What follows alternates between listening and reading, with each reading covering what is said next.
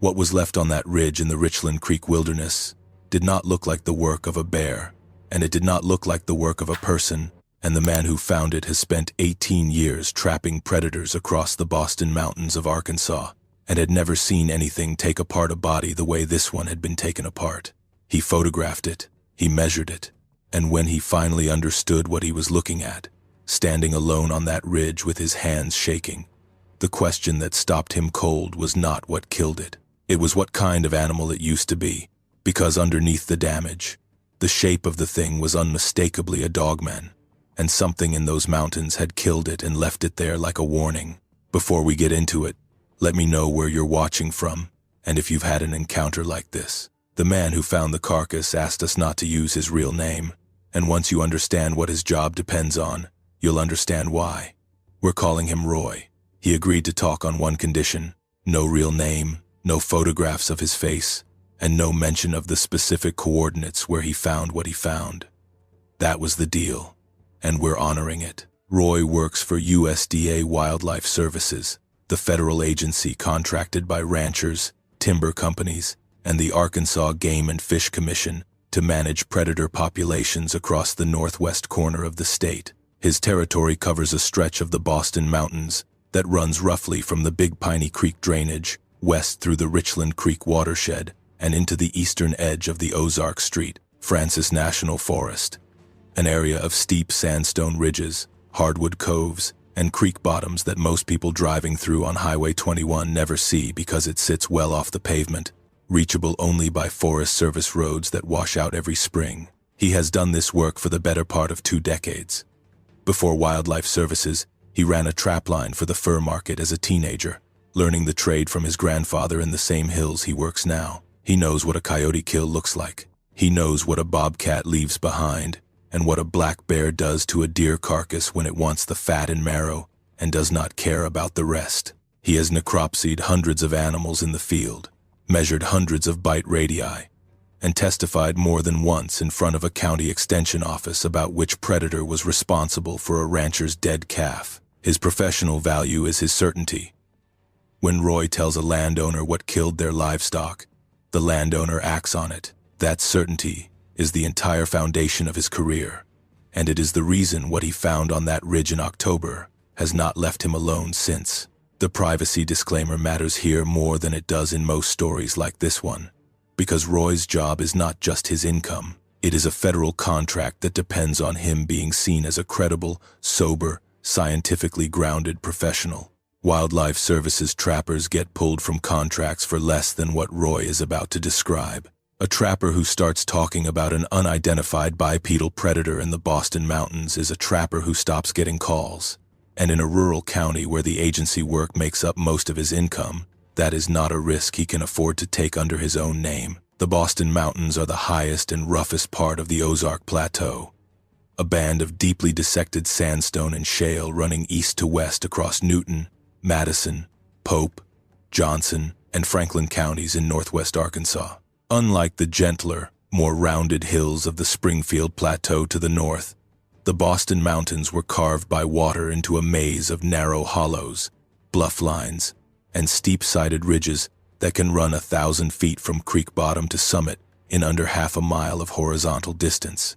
The Richland Creek Wilderness, a 12,000-acre tract managed by the Forest Service inside the larger Ozark Street, Francis National Forest, sits near the geographic center of this terrain, and it is some of the most rugged country east of the Rockies. Richland Creek itself cuts through sandstone bluffs on its way to join the Big Piney, dropping over a series of waterfalls that draw hikers in spring when the water is up, but for most of the year the wilderness sees almost no human traffic at all. No roads penetrate the interior.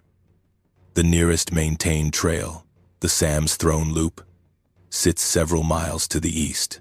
Cell service does not exist inside the wilderness boundary, and the nearest reliable landline is at the Forest Service District Office in Jasper, better than 40 minutes away on gravel. Roy's work in that country involves managing coyote and feral hog populations under a set of federal depredation contracts held by cattle operations along the edges of the national forest. Free-range cattle grazing still happens on private inholdings and leased Forest Service allotments throughout the Boston Mountains, and coyotes take calves in the spring the way they always have. Roy's job is to run trap lines, set foothold traps and snares along known travel corridors, and when necessary, use a rifle from a stand overlooking a bait site. He is out in this country alone most days, often for 8 or 10 hours at a stretch, moving along ridge lines and creek bottoms that most Arkansans will never set foot in. He knows the terrain the way a farmer knows a field he has walked his whole life. He knows which hollows hold water year-round and which ones go dry by August. He knows where the old homestead sites are, the crumbling chimney stacks, and rock-lined cellar holes left behind when families abandoned these hills for factory work in Fort Smith and Little Rock during the middle of the last century. He knows the game trails that deer and turkey have used for so long they have worn actual grooves into the sandstone in places. And for 18 years, he has known what predator sign looks like in every season and every kind of weather this country produces. What he did not expect, on a cool morning in the second week of October, was to find a body that did not belong to any species on his list. Before we get to that morning, it matters to understand what Roy's work looks like on an ordinary day, because the mundane routine of it is exactly what makes what happened next impossible to explain away as fatigue or misidentification. Roy started that week the way he starts every week during fall coyote season, checking a line of a dozen foothold sets scattered along the ridges above Falling Water Creek, a tributary that feeds into the Richland Creek drainage from the north. He had been running that particular line for 3 weeks with decent success, catching 4 coyotes and releasing 2 non-target bobcats unharmed, standard numbers for the terrain and the season. Quick thing before we move on, I have this book coming out. It's called the Dogman Codex. It's a compilation of all my research and findings. Been working on it for a long time, so if you want to check that out, links down below. Now let's get you back to the video. The morning in question started before first light, the way it always does. Roy left his house in Deer, a small, unincorporated community on Highway 16 that serves as one of the few points of civilization inside the Boston Mountains. At 5:30, he drove his truck as far as the gated Forest Service road would allow, parked, and hiked the remaining 2 miles in on foot with his pack, his checklist, and the .30-06 he carries as standard practice for hog encounters. The temperature that morning was in the upper 30s, cold enough for frost on the north-facing slopes, and the hardwoods were just starting to turn, the hickories going yellow first the way they always do in the Ozarks before the oaks catch up in November. He checked his first 6 sets without incident. 2 had been sprung and empty, likely by a deer stepping wrong or a raccoon working loose, and the rest were untouched. Nothing unusual. He worked his way along the ridge toward his 7th set, positioned near a bench of flat ground above a bluff line, where the ridge dropped nearly 200 feet to the creek below, when the smell reached him from maybe 80 yards out. Roy has smelled decomposition more times than he can count. Predator work means finding dead things, and dead things in an Ozark October, before the first hard freeze, decompose fast. He knew immediately he was walking toward a carcass of some size, and his first assumption, the reasonable one, was that a coyote had gotten into his set, and something bigger, a bear most likely, had found the trapped animal and finished it off. That happens. It is not common, but it is not rare either, and Roy has documented it before. What stopped him at the edge of the bench, maybe 30 feet from the smell, was the size of what he was looking at. He described the scene to us in the flat, procedural language of a man who has spent 2 decades documenting predator sign for a federal agency, because that is the only way he has found he can talk about it without his hands starting to shake again. The body was lying on its side in a shallow depression at the base of a young white oak, partially obscured by leaf litter that had been disturbed and scattered over an area roughly 15 feet across. The disturbance radius alone told him something significant had happened there. A coyote kill, even a violent one, does not tear up that much ground. What he was looking at had the signature of a struggle that covered real distance.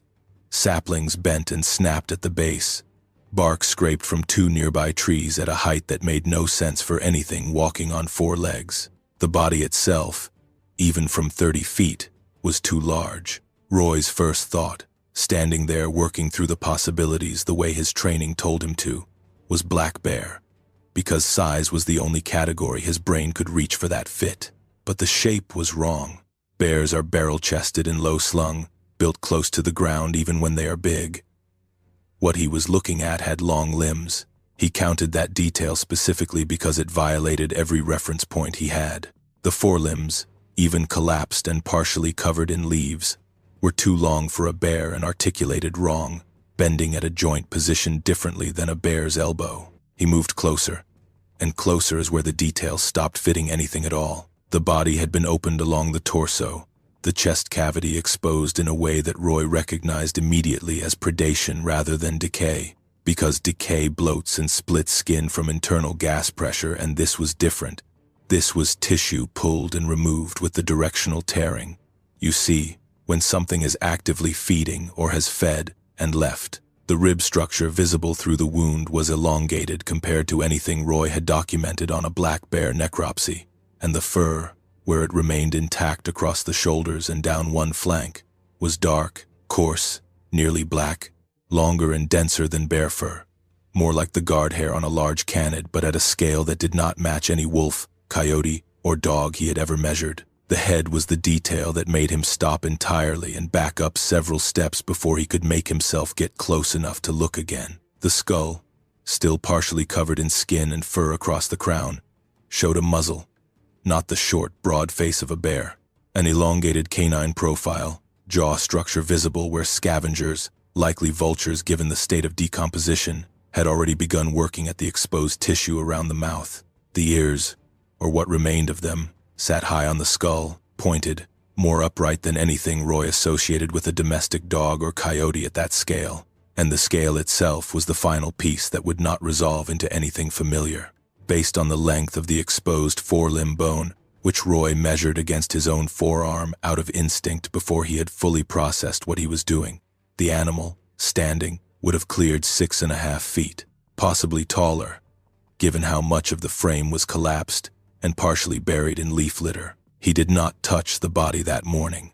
18 years of federal fieldwork have drilled a specific set of habits into him, and one of them is document before you disturb. He backed off to a safe distance, pulled his phone, and began photographing everything from multiple angles, working the way he would work any unusual mortality event. Wide shots first to establish context, then progressively closer detail shots of the wound pattern, the limb structure, the skull, the remaining fur. He took 41 photographs before he let himself stop and think about what he was actually documenting. The wounds were what told him this was not simply a large animal that had died and been scavenged after the fact. The tearing pattern across the torso showed the kind of force and directionality that comes from an active kill, not passive scavenging on a carcass that died of disease or injury. The throat, where he could see it beneath matted, blood-darkened fur, had been opened in a single decisive wound, not the multiple exploratory bites scavengers leave when working an already dead animal. Something had killed this thing with intent, in what looked like a short, violent encounter, and then had either fed on it briefly or had been driven off before feeding could really begin, because the amount of tissue removed was inconsistent with a full predation event. A bear or a mountain lion killing prey this size would typically consume far more before abandoning the carcass.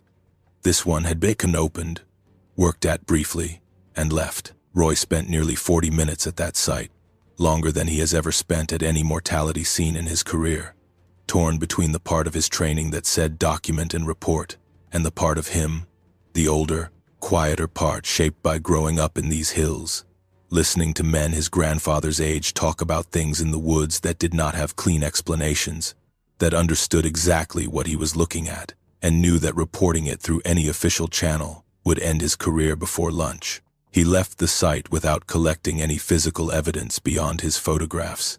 He did not want to handle the remains directly, both out of a basic professional caution about pathogen exposure on an unidentified species, and out of something harder to name, a reluctance he described to us as not wanting his hands to have touched it. He marked the coordinates on his GPS unit, more out of the same procedural instinct that had made him photograph everything than any clear plan for what he would do with that information, and hiked out. He did not check his remaining sets that day.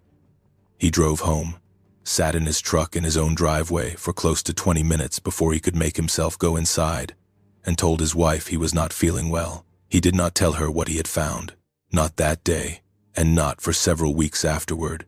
What Roy needed, more than anything in the days that followed, was a way to categorize what he had seen that did not require him to say the word out loud. He went back to his photographs obsessively, cross-referencing the limb proportions and skull structure against every reference guide and field manual he owned, against black bear necropsy documentation from his own training files, against wolf and coyote skeletal reference material, against everything he could find. Nothing matched. The closest he could get, and it was not close, was an unusually large timber wolf, a species that has had no confirmed breeding population in Arkansas since the 1800s, and that never, even historically, reached the size and bipedal-capable limb proportions of what he had photographed. He needed someone to talk to who would not immediately assume he had lost his professional judgment, and there was exactly one person in his life who fit that description. His uncle, a man in his late 70s who had spent his entire working life logging and running cattle in the same hollows, Roy now trapped, and who Roy knew from childhood had his own stories about the Boston Mountains that he did not tell casually. The conversation happened at his uncle's kitchen table, 3 weeks after the discovery. Over coffee Roy barely touched. He showed his uncle the photographs on his phone, watched the older man's face change as he scrolled through them, watched him set the phone down flat on the table and push it back across toward Roy without saying anything for a long moment. His uncle told him he had heard about something like this before, not seen it himself, but heard about it from an old man who had logged this same country back in the 1950s, when timber crews still worked the Boston Mountains with crosscut saws and mule teams before the chainsaws and skidders came in. That logger, decades dead now, had told a story about finding something in the hollows above Falling Water Creek, the same drainage where Roy's trapline ran, that he described only as something big enough to stand like a man and shaped like it ought to be a dog. The old logger had never used the word Dogman. Roy's uncle said the word did not exist in common use back then the way it does now, but the description matched close enough that when Roy laid his own photographs on the table, his uncle recognized the shape of the story before Roy had said a word. His uncle told him something else that stuck with Roy more than anything in the days that followed. He said the old-timers who worked these hollows before the Forest Service bought up the land in the 30s and 40s. Families that had lived in these hills for generations before that had a general understanding, never discussed openly, that certain drainages were left alone. Not because of superstition exactly. His uncle's word for it was respect. Certain hollows you did not run stock into, did not build a homestead in, did not spend the night in if you could help it. Falling Water Creek was one of those hollows. Roy's own trapline ran directly through it, a piece of information that landed on him harder than almost anything else in that conversation, because it meant he had been working inside a boundary that generations of people before him had understood well enough to avoid, without ever having been told why.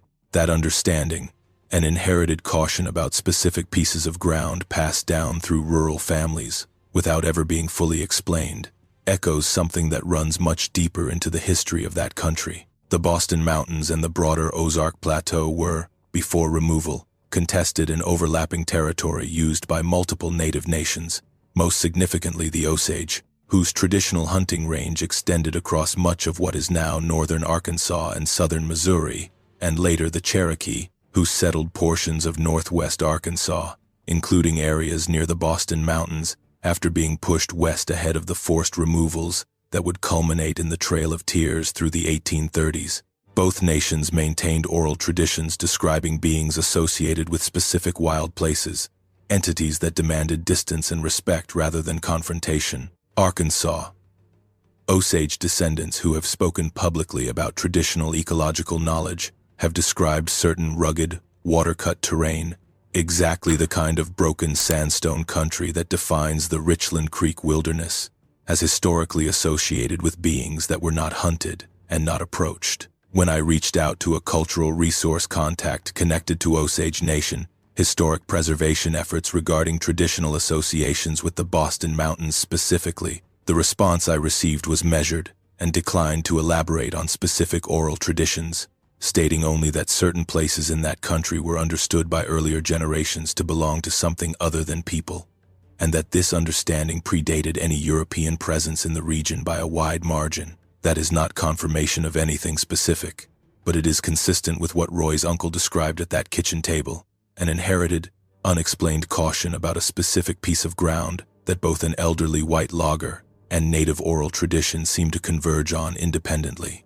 There is a second thread of documented Ozark folklore worth mentioning here, because it predates the modern Dogman research movement by more than a century, and gives this region its own distinct cryptid tradition, separate from the Michigan and Wisconsin cases most people know. The Gauro, a large reptilian or serpentine creature reported in the hollows of the Arkansas Ozarks, appears in written accounts going back to the 1890s, most famously, a widely circulated newspaper story out of Marshall, Arkansas, describing a creature killed and displayed by local hunters. Most researchers treat the Gauro as either an outright hoax or a garbled account of an unusually large alligator gar or timber rattlesnake, and the physical description, a scaled, tusked creature moving on short legs, does not match what Roy photographed.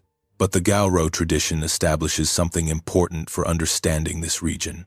The Boston Mountains and the broader Ozark interior have their own century-plus history of reports describing something unclassified and dangerous, living in the deep hollows, independent of and predating the modern Dogman phenomenon that took shape in the Great Lakes region, starting with Steve Cook's 1987 song and Linda Godfrey's subsequent decades of documentation in Wisconsin. This is not a region borrowing a story from somewhere else. It has its own tradition of unexplained predators in these specific hollows going back generations. Marshall, Arkansas, the town most closely associated with the original Gauro account, sits less than 30 miles east of the Richland Creek Wilderness, close enough that the same rural families who passed down warnings about specific hollows near Falling Water Creek would very likely have grown up hearing the Gauro story told the same way, as a piece of regional history rather than campfire invention. Roy told us he remembers his own grandfather mentioning the Gauro once or twice when he was a boy, always in the same flat, matter-of-fact tone the older man used for weather and crop reports, never as a scary story meant to entertain children. That tone, Roy said, is what he remembers most clearly. The sense that his grandfather was relaying something understood rather than performing a tale for effect. It is the same tone his uncle used decades later, sitting at that kitchen table describing the old logger's account of something shaped like a man but built like a dog. Roy's uncle added one more detail during a later conversation that he had not mentioned the first time, something he said he had nearly forgotten until Roy kept coming back to him with more questions through the winter. He said his own father, Roy's great-grandfather, had lost 2 hunting dogs in the Falling Water Creek Hollow sometime in the 1940s. Animals that went in after a deer track and never came back out. No blood, no collar, no sign at all despite a full day of searching with neighbors and lanterns. His uncle had grown up hearing that story the same way Roy grew up hearing about the Gauro, folded into ordinary family history rather than treated as anything extraordinary. It was only after Roy showed him the October photographs that his uncle connected the two accounts himself, sitting quietly for a long moment before saying, almost to himself, that maybe those dogs had not simply run off after all. That detail matters because it lines up, independently, and without either man realizing it at the time, with the University Folklore Archive interview Gene would not uncover until months later, the account of dogs disappearing in that same hollow before the war. 2 separate family lines, one white settler and one recorded through a university oral history project, describing the same specific behavior in the same specific drainage, decades apart, with no contact between the sources and no shared knowledge of each other's accounts. Roy has come to treat that kind of quiet convergence as the most reliable form of evidence available to him, more trustworthy in some ways than any single photograph, because nobody involved had any reason to coordinate a story that consistent. Roy went back to Falling Water Creek 11 days after the initial discovery, driven by the same compulsion that had kept him cross-referencing his photographs against every reference manual he owned. He told himself he needed to document the state of decomposition for his own records, a rationalization that did not hold up to much scrutiny even as he was making it, because there was no official record he intended to file this under. What he actually needed was to see whether the body was still there, whether any of this had been real in a way that would still be verifiable 11 days later. It was not there. The depression at the base of the white oak was empty, The leaf litter had been disturbed again, freshly this time, scattered in a pattern that suggested the remains had been dragged rather than carried, a channel of flattened vegetation and displaced leaves running roughly 40 yards downslope toward the bluff line above the creek. Roy followed it. The drag trail ended at the edge of the bluff, where the ground dropped away sharply toward Richland Creek 200 feet below, and there was no way to determine from the top whether the remains had gone over the edge, or whether whatever had moved them had simply carried the trail to a point where the terrain made further tracking impossible without climbing gear. Roy did not have with him. What he found instead, at the point where the drag trail stopped, changed the entire framework he had been building around what he had photographed 11 days earlier. There were tracks, multiple sets, overlapping in the softer ground near the bluff edge where recent rain had left the soil workable enough to hold an impression. Roy has cast and measured predator tracks professionally for nearly 2 decades. Coyote, bobcat, black bear, the occasional confirmed mountain lion track in a state that maintains no verified breeding population, but records transient individuals dispersing from Oklahoma and Texas populations every few years. He knew immediately these were not any of those. The tracks were bipedal in the clearest impressions, a heel and toe pattern with a foot length he measured at just under 14 inches, roughly double the length of an adult human footprint, with a stride length between successive prints that he measured at 54 inches on the clearest consecutive pair, a distance that would require a leg length and hip structure well beyond human proportions to produce while walking rather than running. And there were at least 2 distinct track sizes present at the site. The larger set matched the 14-inch measurement. A second, smaller set, present in a handful of clearer impressions closer to the bluff edge, measured closer to 11 inches, with a proportionally shorter stride. 2 animals, not one. Whatever had killed the creature Roy photographed 11 days earlier, and whatever had come back to move its remains, was not a single predator working alone. It was at least 2, working together, in terrain that Roy had walked through weekly for years without ever finding evidence of anything this large moving through it. He cast 4 of the clearest impressions using dental stone plaster he happened to have in his truck for an unrelated project involving a landowner dispute over livestock damage, a piece of professional equipment that turned out, entirely by chance, to be the difference between having physical evidence and having nothing but photographs in memory. He photographed the drag trail extensively, and he stood at the edge of that bluff for a long time, looking down at 200 feet of sandstone and hardwood dropping toward a creek he could hear but not see, understanding for the first time that whatever had killed the dogman he found on October's cold, still morning was not a one-time anomaly passing through. It was resident. It had a reason to be exactly there, at exactly that drag site, working exactly that terrain, and it had been close enough during those 11 days to know precisely when and how to retrieve what it had left behind. That understanding is where part 1 of this story has to end.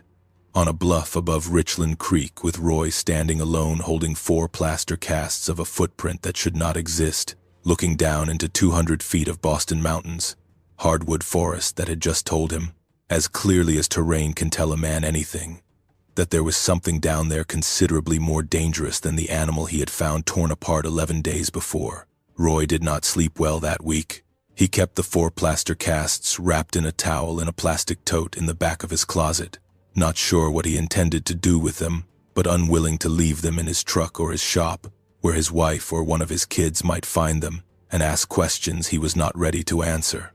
He went back to work. He checked his remaining trapline sets, made his rounds, filed the routine paperwork the agency requires for every catch and every set adjustment, and said nothing to anyone at the district office about what he had found above Falling Water Creek. What changed his mind about staying silent entirely was not the tracks themselves. It was what happened 9 days after he found them, on a Tuesday evening in early November, when Roy was running a late check on a set positioned along a saddle between 2 ridges, roughly 3/4 of a mile east of the original discovery site, well within the same drainage. He had timed his check to catch the last hour of daylight, a habit from years of experience that told him coyotes moved more predictably at dusk than at any other point in the day. He was working his way along a game trail that followed the contour of the saddle, moving quietly out of long habit rather than any specific caution, when he heard a sound that stopped him mid-step. It was a vocalization, and Roy has heard every sound the Boston mountains make after dark.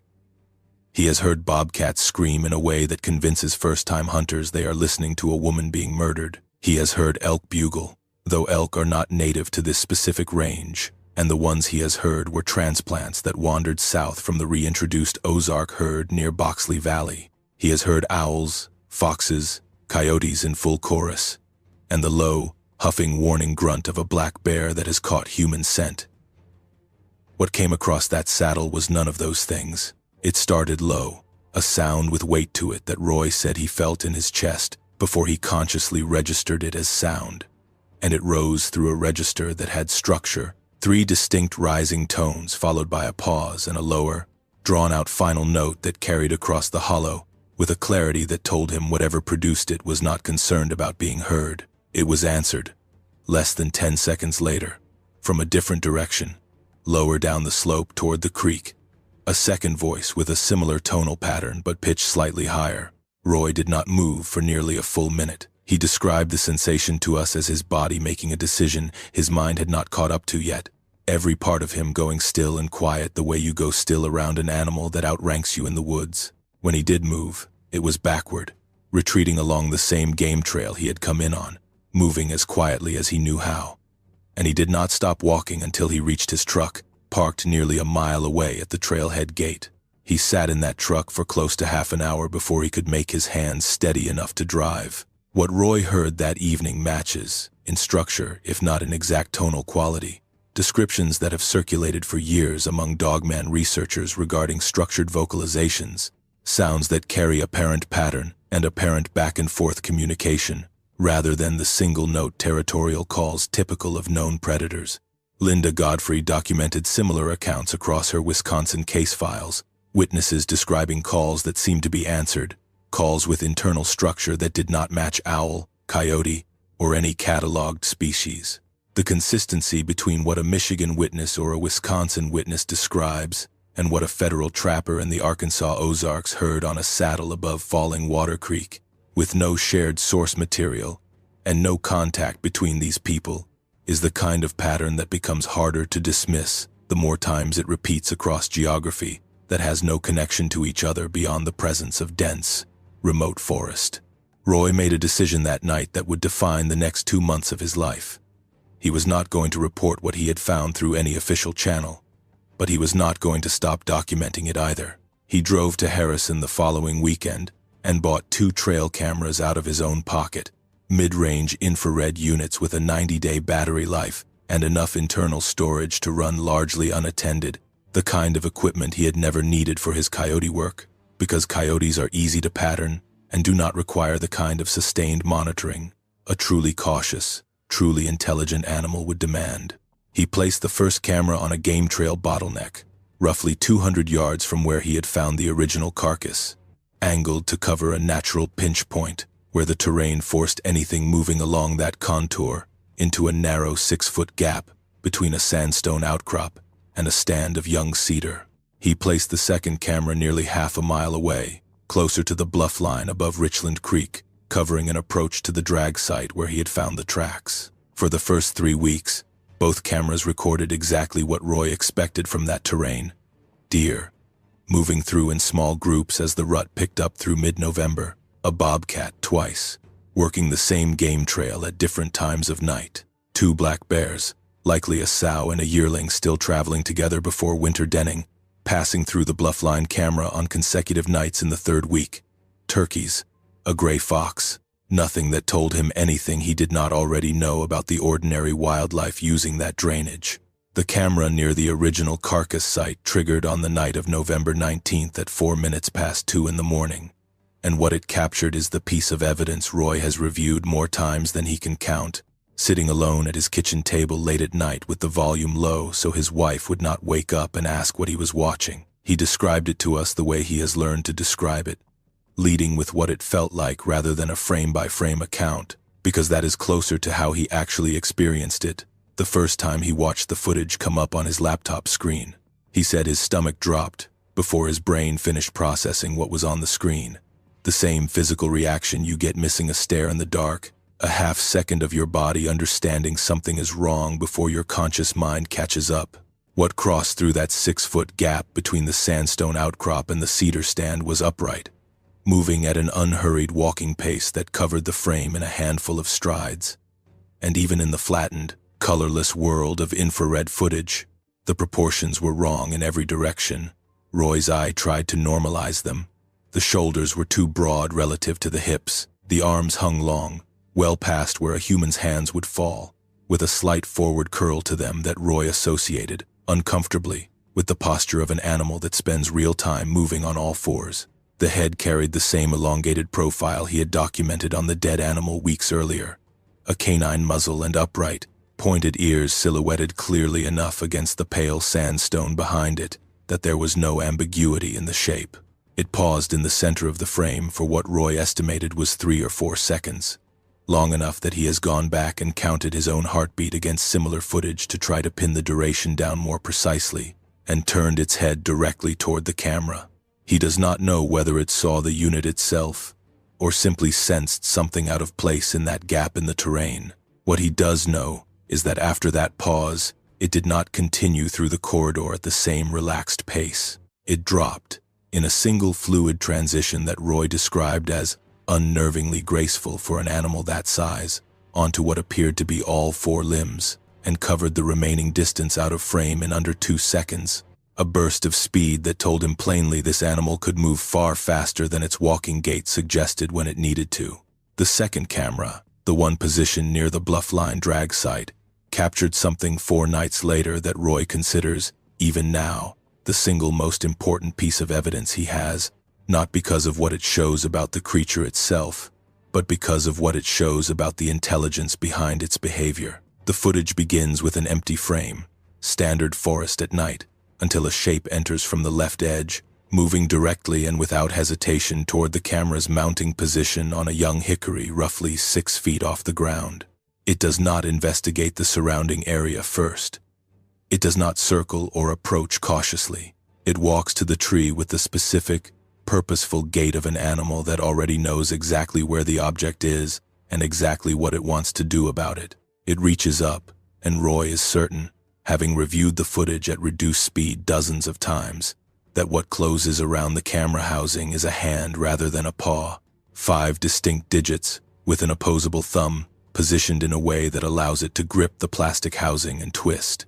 The footage ends there, the frame spinning and going dark as the camera is torn from its mount. Roy found that camera the next morning roughly 30 feet from where he had placed it.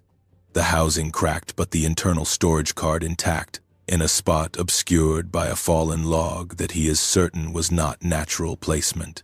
It had been set there, deliberately, in a location shielded from casual view, as though whatever removed it wanted the camera gone from its original position, but did not want it destroyed or discarded carelessly enough to draw attention if Roy came looking. That distinction, the choice to remove and conceal, rather than destroy outright, is the detail that has stayed with Roy longer than almost anything else. It suggested a kind of calculation he did not know how to reconcile with the animal he had photographed torn apart on a leaf-covered slope less than a month earlier. If you have spent time in the Richland Creek Wilderness or anywhere along that stretch of the Boston Mountains between Deer and the Big Piney Drainage, you know how easily that country swallows sound and swallows people. Let me know in the comments if you have ever had anything happen out there that you could not explain, because the more people I talk to from that specific corner of Newton and Pope counties, the more I am convinced this is not an isolated pocket of activity. What Roy had, by the end of November, was a body he could no longer examine because it had been dragged away. 4 plaster casts of tracks belonging to at least 2 distinct individuals, 1 clear video of a bipedal animal matching the proportions of the carcass he had photographed, and 1 video of that same animal, or one very much like it, deliberately targeting and removing his surveillance equipment with what looked like genuine understanding of what the device was for. He did not have an explanation for what had killed the original animal, and that absence, more than anything else he had documented, was the question that would not leave him alone.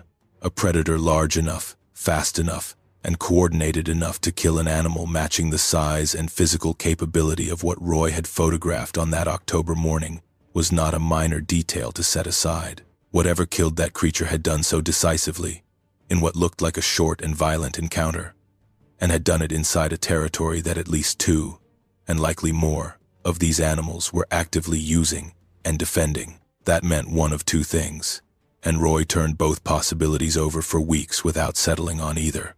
Either something even larger and more dangerous was moving through the same drainage, competing with or preying on an already unclassified apex predator, or the animal Roy found had been killed by its own kind, in a conflict whose cause he had no way to determine. Territorial dispute, competition for a mate, a challenge for dominance within whatever social structure these animals maintained. The second possibility unsettled him more than the first, because it implied a level of social complexity, of internal politics and conflict resolution through lethal violence, that pushed these animals further from anything resembling ordinary wildlife behavior and closer to something with the kind of internal social structure researchers associate with wolves, primates, or humans. An animal that kills members of its own species over territory or status is not simply a large predator moving through the woods. It is something organized enough to have disputes worth killing over. Roy brought this question, along with copies of his footage, to the one other person in the region he trusted enough to show it to beyond his uncle, a retired Arkansas Game and Fish Commission wildlife officer, a man in his 60s who had spent 31 years patrolling this exact section of the Boston Mountains before retiring 3 years earlier. Someone Roy had worked alongside on joint depredation cases for the better part of a decade, and considered, by that point, close to family. We are calling him Gene at his own request, a condition he set before agreeing to speak with us at all. Gene watched the footage twice through, in full, without interrupting, in the same unhurried, methodical way Roy remembered him reviewing evidence on every joint case they had ever worked together. When it was done, Gene sat quietly for a long moment before telling Roy something that reframed the entire investigation for both of them. Gene said that in his final years on patrol, he had started receiving a specific kind of complaint from landowners along the southern edge of the wilderness boundary that he had never been able to close out satisfactorily. Livestock losses that did not match any known predator pattern. A carcass, once belonging to a full-grown cow rather than a calf, found with injuries that Gene had photographed and quietly filed without ever submitting a formal predator identification, because nothing in his training or his reference material accounted for what he had seen. He told Roy he had always assumed, at the time, that it was an unusually large and bold mountain lion, one of the transient individuals that occasionally move through Arkansas from breeding populations further west. He had never been fully satisfied with that explanation. Looking at Roy's footage now, in his kitchen, years after retirement, he told Roy plainly that he no longer believed the mountain lion explanation held up at all. That conversation is where Roy's private investigation stopped being a solitary effort and became something closer to a two-man operation, though neither of them, even now, has taken a single piece of this evidence to any state or federal agency. Gene's 31 years of institutional credibility inside Arkansas, Game and Fish, gave Roy something he had not had before, a second-trained professional willing to say, on the record with his name changed, that what the footage showed matched a category of unresolved incident he had been quietly filing away for the better part of a decade without ever having a framework to explain it. What Gene brought to the investigation beyond his own recollections was a working knowledge of exactly how an official report would be handled if either of them ever submitted one, and it confirmed everything Roy had already suspected about why silence was the only rational choice. Arkansas Game and Fish Commission's predator classification system, the same database Gene had entered field data into for 3 decades, recognizes black bear, mountain lion as a transient non-breeding species, bobcat, coyote, red and gray fox, and nothing else in the large carnivore category. There is no field, Gene told him, no drop-down option, no free text category flexible enough to accommodate an animal matching what Roy had documented. A report describing a 7-foot bipedal canid with articulated hands would not trigger an investigation. It would trigger a wellness check on the officer or contractor who filed it. followed by a quiet conversation with a supervisor about whether that person needed time off. Gene had watched it happen to a colleague earlier in his career, a game warden who reported an unusual sighting near the Buffalo River and was pulled from field duty for 6 weeks, pending a fitness evaluation, before eventually being reinstated with the sighting scrubbed from his personnel file entirely. That was the outcome for a sighting alone, without photographic or video evidence. Roy and Gene both understood exactly what would happen if they submitted 41 photographs of a carcass, 4 plaster track casts, and 2 pieces of trail camera footage under either of their real names. Through December, Roy kept both cameras running and added a third, positioning it along a ridge saddle, roughly equidistant between the original carcass site and the location where he had heard the paired vocalizations in early November, an area that seemed, based on the pattern of activity so far, to sit near the center of whatever territory these animals were using. He also began, at Gene's suggestion, keeping a written log of every unusual observation, dated and detailed in the same procedural language Roy used for his official Wildlife Services reports, a private record built with the same rigor as public documentation, even though neither man had any intention of the record ever becoming public. That log grew through the winter into a document Roy showed us in full. 43 separate entries spanning October through the following March, and the pattern that emerges across those entries is one of territorial concentration rather than random wandering. The vast majority of activity, camera triggers, tracks, vocalizations, clustered inside a roughly 6-square-mile area bounded by Falling Water Creek to the north, the Richland Creek bluff line to the south, and 2 unnamed ridge systems forming natural boundaries to the east and west. Outside that boundary, in the weeks Roy spent checking his other trapline sets scattered across a wider stretch of the national forest, he documented nothing unusual at all. Whatever these animals were, they were not ranging broadly across the Boston Mountains. They were holding a specific, defined piece of ground, the same 6 square miles his uncle had identified, without prompting, as the drainage the old-timers had quietly avoided for generations. The seasonal pattern that emerged was worth noting on its own. Activity spiked noticeably in late October and November, coinciding with the whitetail rut, when deer movement through the drainage increases substantially as bucks range further searching for does.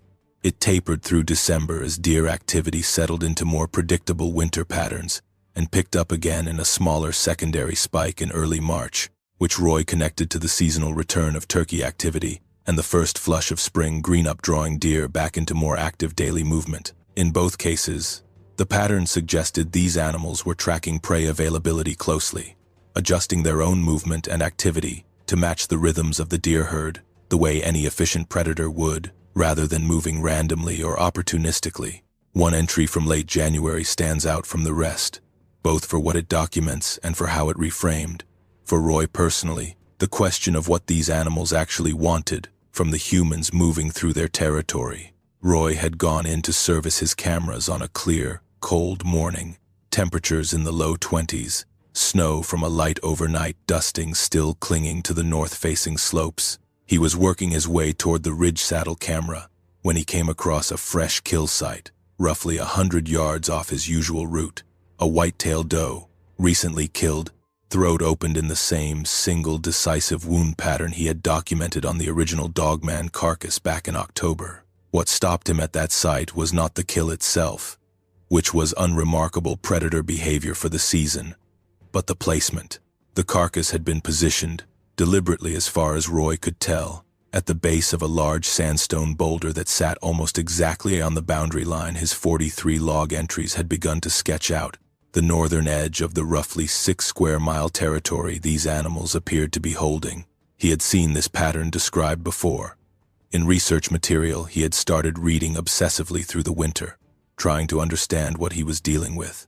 Linda Godfrey's decades of Great Lakes documentation include multiple accounts of prey carcasses deposited at what researchers interpret as territorial boundary markers, a behavior with clear analogs in known predator species.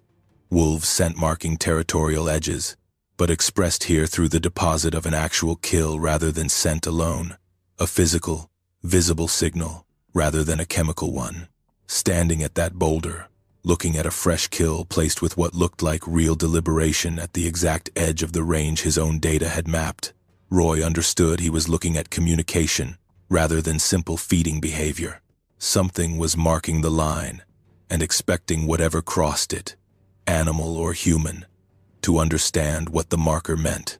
He backed away from that site slowly and did not return to it. He rerouted his own trapline checks over the following weeks to avoid crossing that northern boundary at all, a decision he made without fully articulating to himself why, beyond a clear sense that respecting the boundary was the only sane response available to him. By February, Roy had begun quietly reducing his own trapping activity inside the 6-square-mile territory, not eliminating it entirely, because the coyote depredation contracts that formed a real part of his income still required him to service that ground, but scaling back his presence, spacing his visits further apart, avoiding overnight camps he had occasionally made in that drainage during previous seasons, when a long check justified staying out rather than hiking back to his truck in the dark. He described this to us as an adjustment he made instinctively before he had consciously decided to make it, the same kind of accommodation you make around a dangerous neighbor without ever having a direct conversation about why.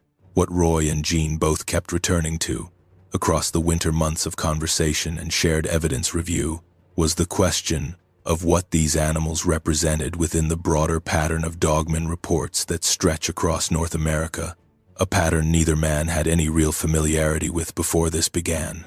Roy had heard the word Dogman used casually before, the way most rural Arkansans have heard it, a vague cultural reference without much specific content behind it. It was Jean, working through his own research after their first conversation, who found the deeper thread, the consistency across Godfrey's documented Wisconsin cases, the Michigan reports going back to the 1887 Wexford County lumberjack account, and dozens of other regional traditions scattered across forested North America that share a remarkably consistent physical description despite having no apparent connection to one another. Upright, canine-headed, 6 to 8 feet tall, dark, coarse fur, articulated hands, capable of moving on 2 legs or 4 depending on speed and terrain, generally avoidant of direct human contact, but willing to display dominance through territorial marking, vocalization, and, when necessary, direct confrontation with property or equipment rather than people. Everything Roy and Jean had independently documented in the Boston Mountains fit that pattern without either of them having gone looking for it to fit. The physical proportions matched, the behavior around trail cameras, deliberate targeting and removal rather than random destruction, matched documented incidents from other regions. The vocalization pattern, structured, apparently responsive calls rather than single-note territorial cries, matched. The territorial marking through carcass placement matched. What the Boston Mountains case added to that broader pattern, and what Jean in particular kept coming back to as the single most significant piece of the entire investigation, was something none of the Great Lakes or Appalachian case files Jean had found any reference to had ever documented directly. Evidence, physical and photographic, of one of these animals having been killed. That fact reframed the entire question these two men were working through. If the Dogman phenomenon represents a genuine, breeding, self-sustaining population of large unclassified predators moving through the forested regions of North America, the near-total absence of any confirmed Dogman remains, ever, in over a century of documented sightings, has always been one of the central problems skeptics raise. No body, no skeleton, no definitive physical remains have ever been recovered and verified in the entire history of the phenomenon. Roy's photographs, however imperfect and however compromised by the fact that the physical remains themselves were no longer available for independent verification, represented something that had never existed before in this field. Direct evidence that these animals die, that their bodies are physical and biological and subject to decomposition and predation like any other animal, and that something in their own environment is capable of killing them. That last point, more than anything else, is what Roy could not stop turning over through the winter months.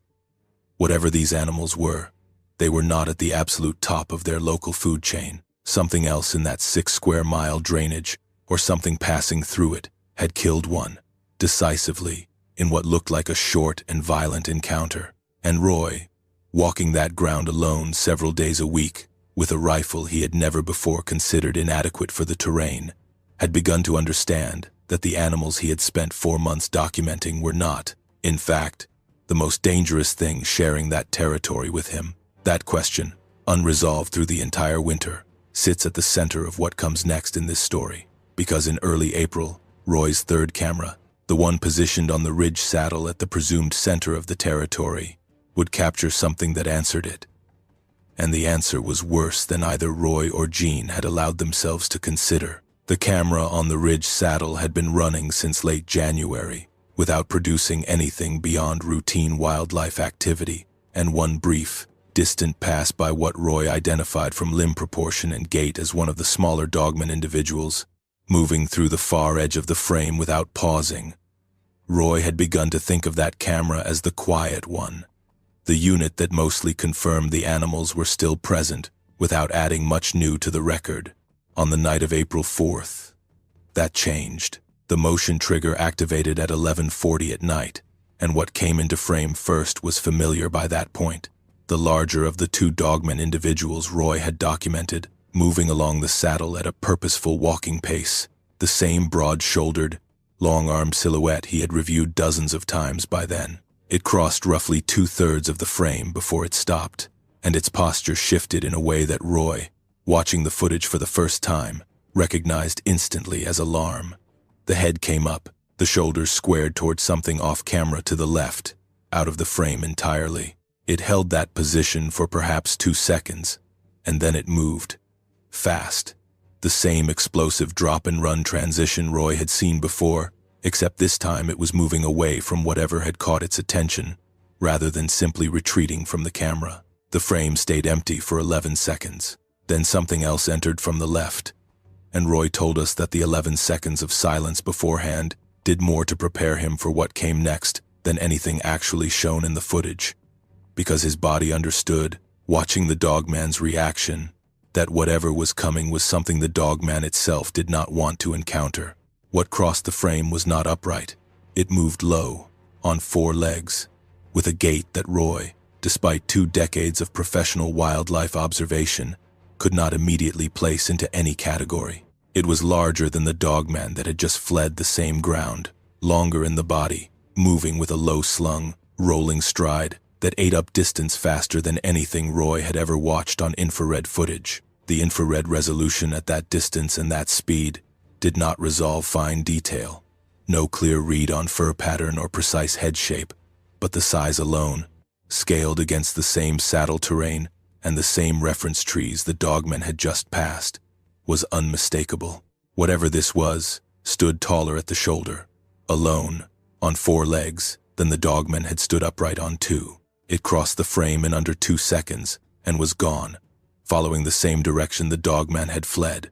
Roy called Jean that same night, close to midnight, and read him the timestamp and a rough description before either of them had actually reviewed the footage together. When they sat down with it the following evening, Jean's read on the animal's proportions, informed by 3 decades of documenting large predator movement across that exact terrain, settled on something neither man wanted to say out loud at first. Not a bear. Bears do not move with that gait, that low, driving, rolling stride built for sustained speed rather than the choppier, bouncing run a bear produces. Not a mountain lion. Wrong proportions entirely. Too long in the body. Too large overall for even the biggest documented transient cougar in the state's history. What the footage showed, as far as either man was willing to commit to, was something outside every classification either of their careers had prepared them to make. Moving with clear predatory intent, fast enough and large enough to put a 7-foot bipedal animal to flight without hesitation. That is the resting point where part 1 of this investigation has to end. Not because the story is finished, but because this is where the ground under both men's understanding of what they were documenting genuinely shifted. For 6 months, Roy had been building a careful, methodical record of an unclassified predator population living in a defined 6-square-mile territory in the Richland Creek Wilderness, a population capable of killing livestock, defending territory through display and confrontation, and demonstrating a level of intelligence around human surveillance equipment that unsettled 2 experienced wildlife professionals more than almost anything else in the case. What the April footage confirmed was that this population was not the top of anything. Something else moved through that same 6 square miles. Something large enough and fast enough to make even the animal Roy had spent months documenting run. The body Roy found torn apart on that October morning was never a mystery about what the Dogman was capable of doing to something smaller than itself. It was, from the very beginning, evidence of what something larger than the Dogman was capable of doing to it. And in the months that followed the April sighting, Roy and Jean would spend considerably more time trying to answer a harder question than the one that started this investigation. Not what killed that animal in October, but what, exactly, has been sharing that ground with all of them the entire time, and how many of these predators, at every level of that hidden food chain, are actually living inside the Richland Creek Wilderness, less than a 2-hour drive from downtown Fayetteville, in a stretch of Boston Mountains hardwood forest that most Arkansans will drive past their entire lives without ever knowing is there.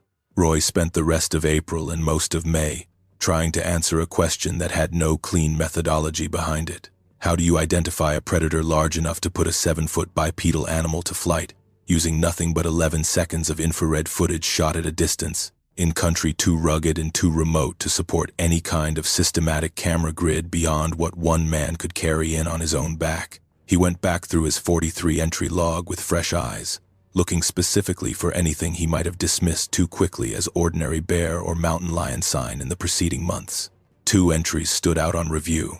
A partial track, found in January near the same northern boundary boulder where he had documented the deer carcass placed as a territorial marker that he had noted at the time as an unusually large and indistinct bear print, distorted by thaw and refreeze, and had not photographed with a scale reference because it had not seemed significant, and a series of deep parallel gouges on a fallen log near the Ridge Saddle camera site, found in February, that he had attributed to a black bear working the log for grubs, standard late winter foraging behavior he had documented dozens of times before on other bears in other parts of his territory.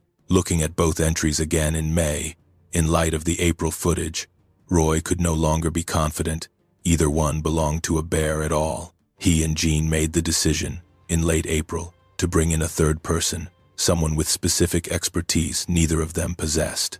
Jean reached out to a contact from his game and fish years, a wildlife biologist who had done contract track and sign identification work for the agency on cougar dispersal monitoring, a field where confirming the presence of a single transient mountain lion based on a handful of ambiguous tracks requires exactly the kind of rigorous, skeptical methodology this situation demanded.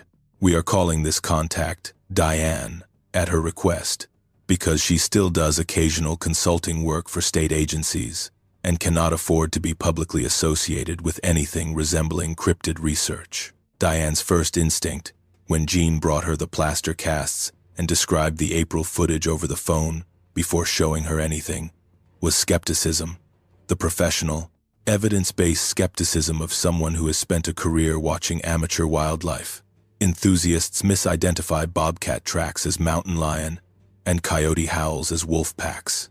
She agreed to look at the material specifically because Jean's 31-year record with the agency gave her enough confidence that whatever he was showing her deserved a real look rather than a polite dismissal. She examined the 4 plaster casts from the October discovery site first, in person, at Jean's house, using calipers and a set of reference measurements from her own professional library, covering every large mammal species documented or historically documented in Arkansas. Her assessment, delivered carefully and with repeated qualifications about the limitations of working from a handful of casts rather than a controlled excavation, was that the tracks did not match any species in her reference material, current or historical, including the largest documented Arkansas black bear specimens and the largest confirmed transient mountain lion tracks from the state's monitoring program. She would not commit to an identification. She was explicit, on more than one occasion, that she could not tell Jean and Roy what the tracks belonged to. What she told them was narrower and, in some ways, more useful. She told them what the tracks did not belong to, eliminating every known Arkansas predator species from consideration based on measurable, physical criteria rather than speculation. That kind of careful, negative identification ruling out known species one at a time, rather than leaping to an exotic conclusion, is exactly the caution any serious investigation of this phenomenon requires, and it is worth pausing on here, because it is easy for evidence like this to get flattened into a simpler, more dramatic story than what actually happened. Nobody involved in this investigation, not Roy, not Jean, and certainly not Diane, ever claimed with full confidence to know what killed the animal Roy found in October, or what crossed the ridge saddle camera in April. What they built, across 7 months of careful, methodical documentation, was a body of evidence that eliminated every conventional explanation and left behind something that does not fit any classification the state of Arkansas maintains. Diane reviewed the April footage next, on Jean's laptop, at reduced speed, multiple passes, her professional read on the gate, drawing on her own field experience observing black bears, mountain lions, and, during a research fellowship years earlier, African lions on a comparative locomotion study, was that the animal's stride pattern did not match a bear's characteristic bouncing, front-heavy run, and did not match a cougar's more fluid, cat-like sprint either. She described it, hesitantly, and with the caveat that she was working from low-resolution infrared footage of an animal in motion for under 2 seconds, as closer in overall mechanics to something built for sustained pursuit over a canid's typical gait pattern, but scaled up dramatically beyond anything in the canid family that Arkansas, or North America generally, has ever documented. That assessment, tentative as it was, gave Roy and Jean a working framework they had not had before. Not a bear, not a cougar, something with locomotion mechanics closer to a canid, but at a scale that placed it well beyond even the largest documented gray wolf. A species that, historically, before extirpation from Arkansas in the early 20th century, produced individuals in the range of 100 to 140 pounds and roughly 30 inches at the shoulder. Whatever crossed that ridge saddle in April was, based on Roy and Jean's shared visual estimate against known reference points in the frame, standing closer to 4 feet at the shoulder while moving on all fours, a scale that would put its total mass, if canid proportions held at that size, into a range that has no precedent in North American wildlife biology, outside of extinct Pleistocene megafauna like the dire wolf, a species that vanished from the fossil record roughly 10,000 years ago.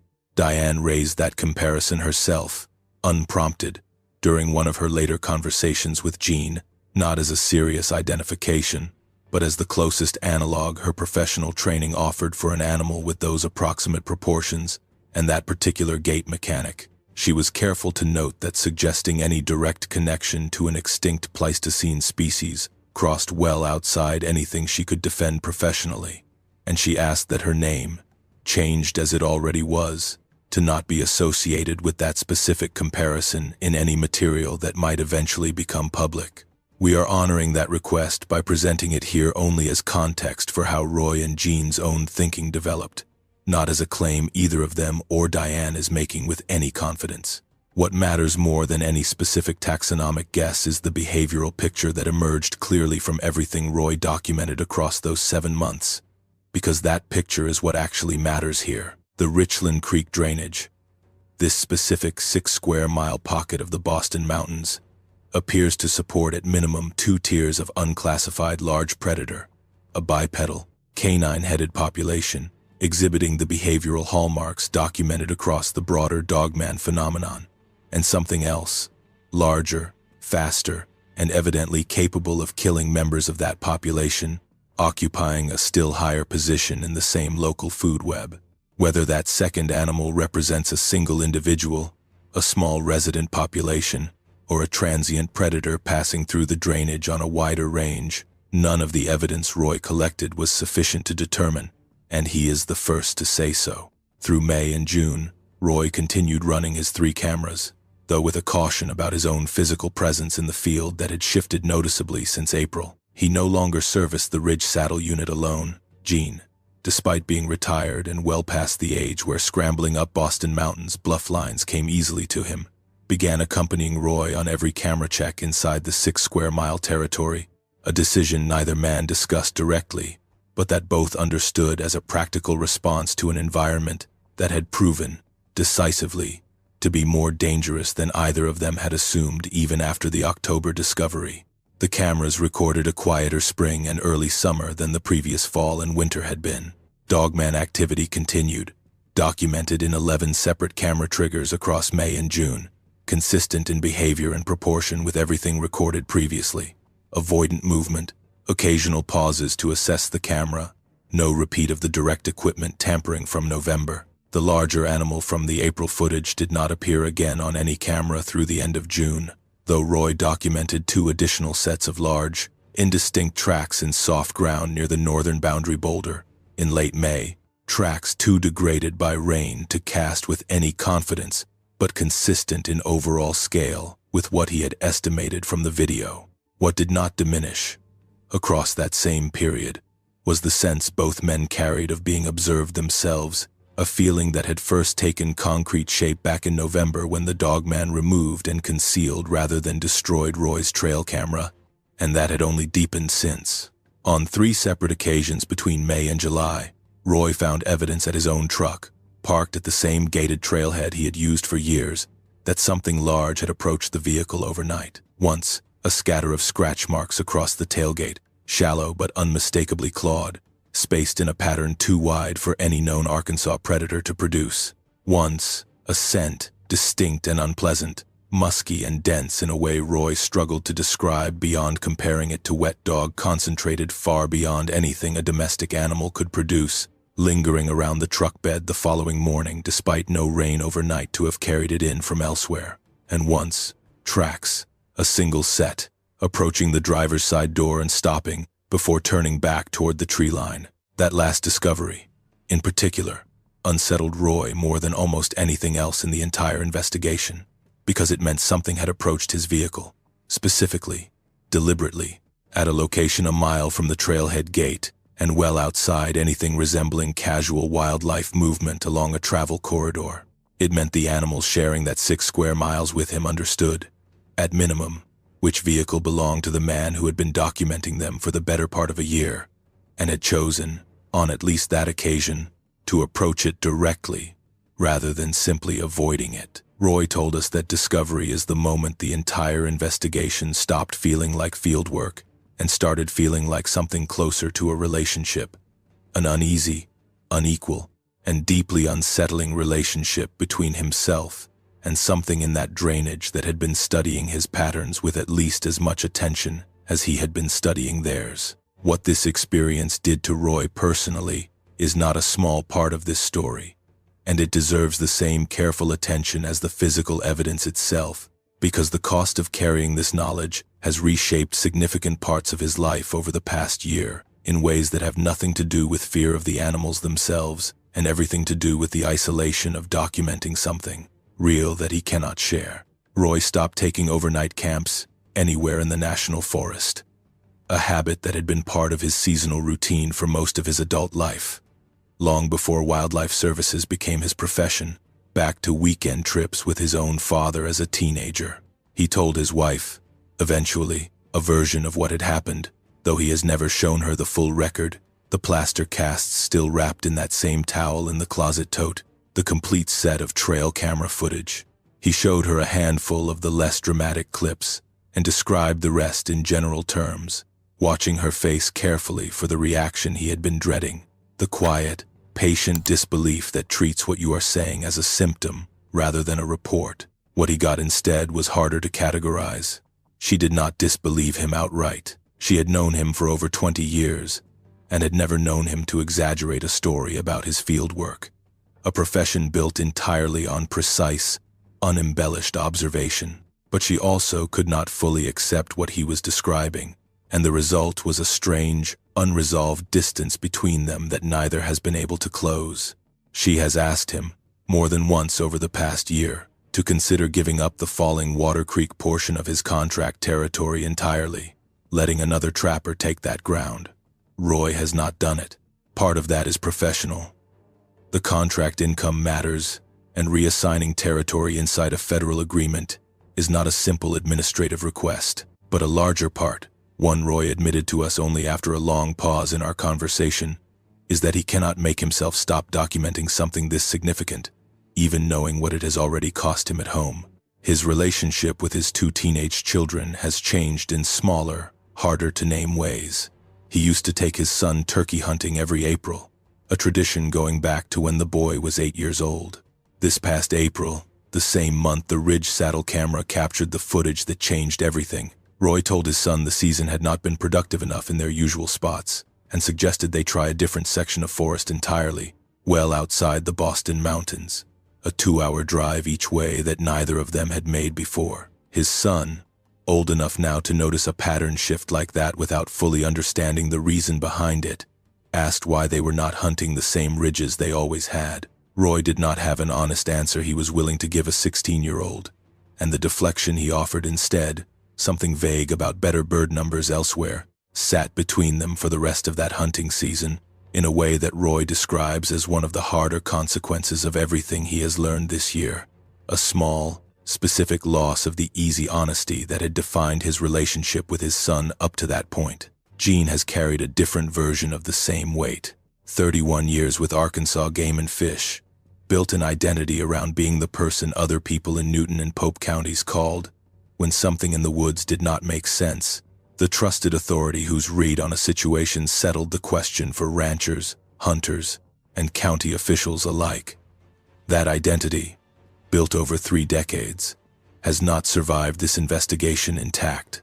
Gene told us, in the one extended conversation he agreed to beyond his initial review of Roy's footage, that he has spent more hours over the past year unable to explain something to himself than in the entire rest of his career combined, and that the accumulation of that particular kind of uncertainty, worked at day after day with no resolution available, has been harder on him than any single dangerous encounter in 3 decades of active field duty ever was.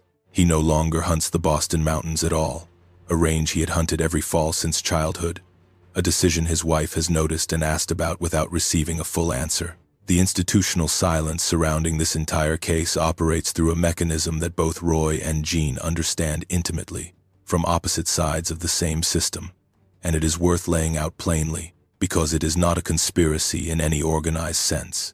It is simpler and, in its own way, more effective than any deliberate cover-up could be. Arkansas Game and Fish Commission's Wildlife Incident Database, the same system Gene entered field reports into for 3 decades, has a fixed set of species categories built for known Arkansas wildlife, and an unclassified incident report does not simply sit in a queue awaiting review. It either gets force-fit into the nearest available category, most often logged as an unconfirmed mountain lion sighting given the absence of any better fit, or it does not get entered into the permanent record at all, noted informally, and left out of anything that becomes part of the agency's official incident history. USDA Wildlife Services, Roy's own employer, operates under an even narrower framework, built entirely around confirmed depredation events tied to specific, known predator species for the purpose of authorizing lethal control measures. There is no mechanism in that system for reporting an unclassified species at all. A report describing what Roy has documented would not be investigated. It would be treated as evidence that the field agent filing it required professional evaluation, a euphemism, as Gene has watched happen to colleagues before, for a process that ends careers quietly rather than dramatically. Layered on top of that structural gap is a set of economic and reputational pressures unique to rural Arkansas that make silence the only rational individual choice for everyone involved, even though no single person is making a deliberate decision to suppress anything. Roy's federal contract income depends on being seen as a precise, reliable professional whose predator identifications ranchers and the agency can act on without question. Gene's standing in his own community, built over 3 decades, would not survive a public association with an unclassified predator claim, regardless of the physical evidence behind it. The ranchers whose cattle graze allotments along the wilderness boundary have their own reasons to stay quiet, because a public Dogman claim tied to their grazing land would invite exactly the kind of unwanted attention, trespassers, thrill seekers, and reputational damage that no cattle operation wants associated with its name. Diane's ongoing consulting relationship with the state depends on her professional credibility remaining entirely conventional. Every single person with direct knowledge of this case has an individually rational reason to say nothing publicly, and the aggregate effect of all those individually rational choices is a body of serious, methodically collected evidence that will never reach any institution capable of investigating it further. Roy has watched this same mechanism play out once already from the outside, years before his own discovery, and the memory of it is part of why he never seriously considered filing an official report after October. A neighboring trapper, working a wildlife services contract 2 counties over, once mentioned offhand at a regional training meeting that he had photographed an oversized canid track he could not identify. Nothing more dramatic than that. A single unusual measurement he brought up out of genuine curiosity, rather than any larger claim. Roy remembers watching the room's reaction, the careful, polite silence that followed, and the quiet word from a supervisor afterward suggesting the man double-check his equipment calibration. Nothing punitive happened outright, but the trapper never mentioned it again. And Roy noticed, over the following seasons, that the man's contract renewals grew noticeably harder to secure. Roy never learned whether the two things were actually connected. He did not need to. The lesson he took from watching it happen was clear enough on its own, and it has shaped every decision he has made about his own evidence in the year since. There is a broader ethical question sitting underneath all of this that Roy and Jean have circled in conversation many times without ever landing on a comfortable answer, and it deserves honest treatment here, rather than a tidy resolution neither man actually believes. If this population is real, if the Richland Creek Wilderness genuinely supports a breeding population of unclassified large predators occupying at least 2 tiers of a hidden local food web, what does responsible disclosure even look like? Full public exposure would almost certainly bring exactly the outcome Roy fears most. Hunters and thrill seekers flooding a fragile 12,000-acre wilderness area with rifles and trail cameras, chasing a population that has survived, likely for generations, precisely because it has stayed hidden. But complete silence carries its own cost. A real, if difficult to quantify, risk to hikers, hunters, and the handful of dispersed campers who use that wilderness area each year, without any awareness that something considerably more dangerous than a black bear may be sharing the ground with them. Roy has not resolved that tension. He does not believe it can be resolved cleanly. What he has settled on, for now, is a private compromise that satisfies neither concern fully, continuing to document the population carefully while making no move toward public disclosure, a choice he revisits and second-guesses regularly without ever landing anywhere different. The historical framing here matters as much as the physical evidence, because it changes how this entire pattern should be understood. The Boston Mountains were never empty ground before European settlement. Osage hunting territory extended across this entire region for generations before Cherokee settlement pushed further into northwest Arkansas in the decades before removal. And both nations maintained, according to the limited and carefully guarded information available through contemporary cultural resource contacts, an understanding of specific wild places that demanded distance rather than exploitation.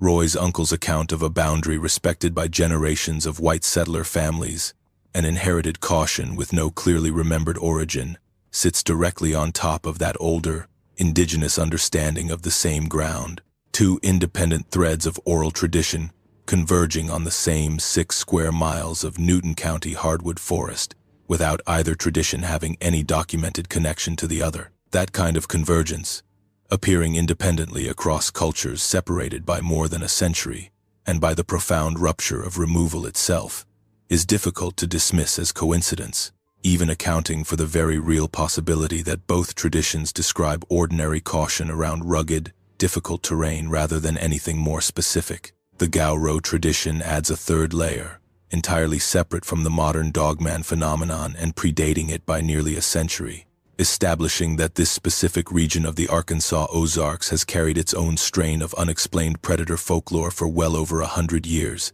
independent of anything happening in Michigan or Wisconsin. Whatever is living in the Richland Creek Wilderness did not arrive as an import from someone else's story. It sits inside a regional tradition of unclassified danger in these hollows that stretches back further than anyone currently alive can personally account for.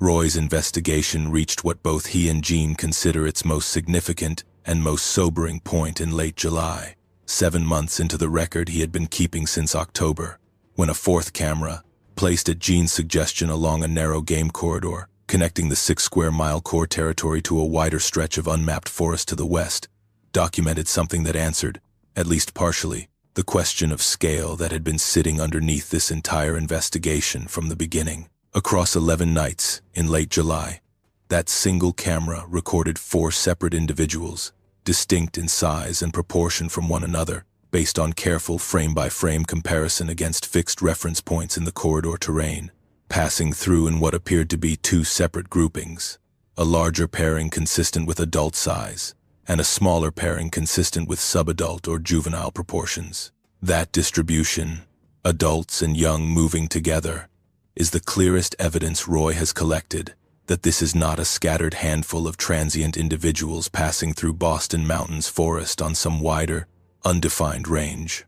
It is a breeding, self-sustaining population, established in this specific drainage, raising young inside the same 6 square miles that Roy's own family history and the deeper record of Osage and Cherokee presence both suggest has been understood by people with no connection to one another across more than a century, as ground that belongs to something else. What that means, set against the still unresolved evidence of something larger and faster, occupying an even higher position in that same local food web, is a picture of the Richland Creek Wilderness, considerably more complicated and considerably more alive than the 12,000 acres of quiet, empty-looking hardwood forest.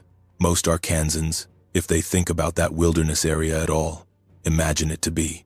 Roy has walked that ground for 18 years, believing he understood every layer of predator and prey moving through it. What the past year has taught him is that an entire hidden ecosystem, operating largely at night, deliberately avoiding documentation, and occupying at least 2 tiers above anything the state of Arkansas officially recognizes, has been sharing that same 6 square miles with him the entire time. Close enough, on at least one occasion, to leave tracks beside his own truck. Roy is still out there most weeks, running the same trap line, servicing the same 3 cameras plus the 4th Gene helped him place along the western corridor, filing the same routine paperwork for the coyote and hog contracts that pay his bills, and saying nothing to his agency about any of it. Gene still drives out to meet him for camera checks whenever his schedule allows, an unofficial partnership between a working trapper and a retired game warden that exists entirely outside any institutional record. Diane still consults quietly on the track and gait analysis, her name changed and her involvement kept as distant from any public record as she has asked it to be. What none of them have answered, and what none of them expect to answer with any real confidence, is what killed the animal Roy found on that leaf-covered slope above Falling Water Creek back in October. They have a working theory, built from 7 months of careful documentation, that something larger, faster, and considerably more dangerous than a 7-foot bipedal canid occupies the same drainage and is capable of killing one when circumstances demand it. They do not know what that animal is. They do not know how many of them there are, and they do not know, walking that ground week after week the way Roy still does, whether the careful, mutual distance both populations appear to have maintained toward the 2 humans, documenting them will hold indefinitely, or whether it was simply, for reasons neither man can fully explain, extended out of some calculation neither species has ever needed to make before. Roy told us, in the last conversation we had before finishing this account, that he thinks about that October morning differently now than he did at the time. What stopped him that day was the shock of finding a dogman at all, a creature he had never expected to encounter outside of the vague folklore he had absorbed growing up in these hills without ever taking seriously. What stays with him now, a year later, is the memory of standing over that torn, half-buried body and understanding, even before he had the language for it, that whatever had done this had done it easily. He has spent a year since then walking the same 6 square miles of Boston Mountains hardwood forest, carrying a rifle he no longer fully trusts to be adequate for whatever is actually out there, working alongside a retired game warden who has quietly stopped hunting the range he loved his entire life, and keeping a private record that neither man expects any institution to ever take seriously, because the ground itself, The Richland Creek Wilderness, the falling water creek drainage, the bluff line above the creek where the drag trail ended, has never stopped telling both of them the same thing it told the old-timers who avoided it for generations before either of them was born. Some places hold more than the map admits to, and the animals living inside them have their own history, their own hierarchy, and their own reasons for staying exactly as hidden as they have managed, so far, to remain. He does not go into that drainage after dark anymore. Not for any reason. Not even to check a camera he suspects has been tampered with. He waits for morning. He has learned, the hard way, that whatever is sharing that ground with him is more patient than he is, and more at home in that country than he, despite 18 years of walking it, will ever be. The tracks are still out there when the rain softens the ground right. The vocalizations still carry across that saddle some nights, when the wind sits right and the hollow goes still enough to hold a sound, and somewhere in those 6 square miles of sandstone and hardwood, something considerably larger than the animal Roy found torn apart, that October morning is still moving through the same territory, still marking its own boundaries, still watching, in its own patient and unhurried way, everything that moves through ground it has apparently claimed for longer than anyone still living can account for. There is another piece of this record worth setting out in more detail, because it is the piece that most directly connects what Roy found in the Boston Mountains to the broader documented history of this phenomenon, and it came from a source neither Roy nor Jean expected to find when they started looking. In early summer, working through old County Historical Society archives in Jasper on a slow afternoon, Jean came across a typed transcript of an oral history interview conducted in the 1970s as part of a regional folklore documentation project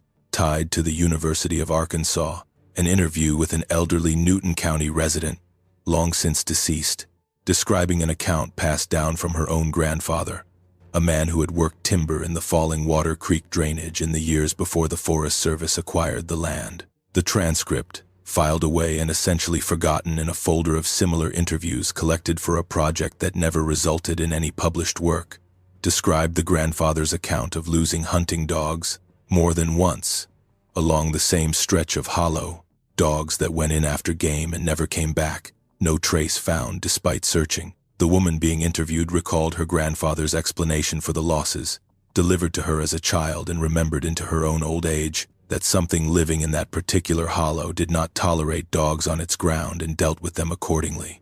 That single transcript, buried in an unpublished folklore archive for nearly 50 years, gave Roy and Jean something they had not had before, a documented, dated account describing behavior specific to the exact drainage Roy has spent a year investigating, recorded decades before either of them was born and completely independent of any modern Dogman research or terminology.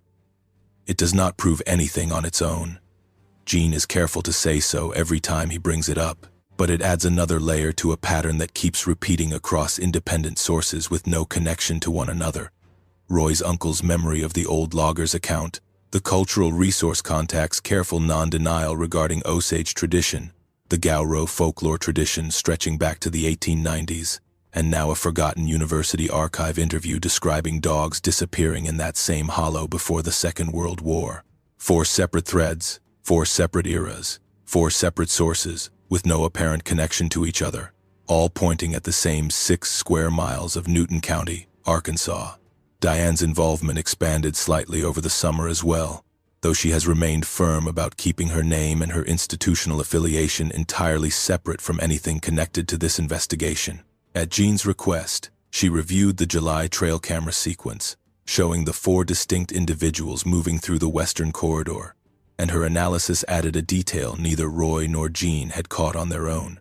Comparing frame-by-frame body proportions across the sequence, she identified what she believed was a visible size differential, consistent with sexual dimorphism, the larger of the 2 adult-sized individuals showing proportionally broader shoulders and a heavier overall build than the second, a pattern common across large mammal species where males run larger than females. If her read is correct, and she was careful to frame it as a tentative observation rather than a confirmed finding, it suggests a breeding pair with at least 2 offspring at different developmental stages, a family unit, rather than a loose association of unrelated individuals, which in turn suggests a level of long-term territorial stability that fits everything else Roy has documented about this population, holding the same defined ground across an entire year of observation.